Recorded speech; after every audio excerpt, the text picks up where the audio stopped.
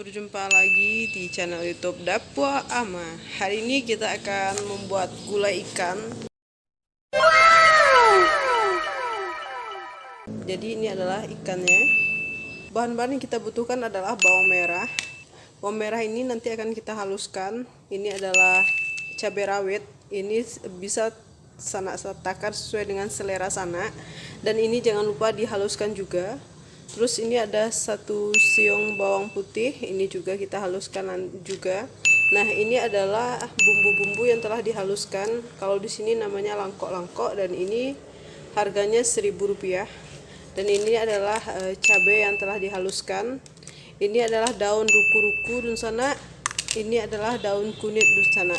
Dan ini adalah setengah parutan kelapa yang akan nanti kita remas dijadikan santan. A few moments later. Oke Dunsana, ini adalah gulai kita dan kita akan masukkan ikan nilanya.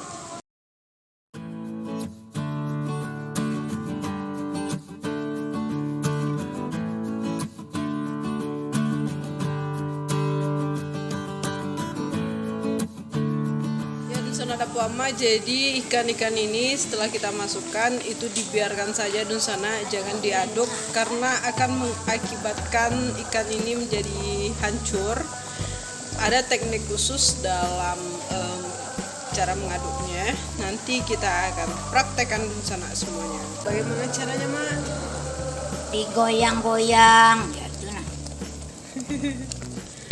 Nah, Sana seperti itulah cara mengaduk ikannya agar ikan tadi tidak lengket.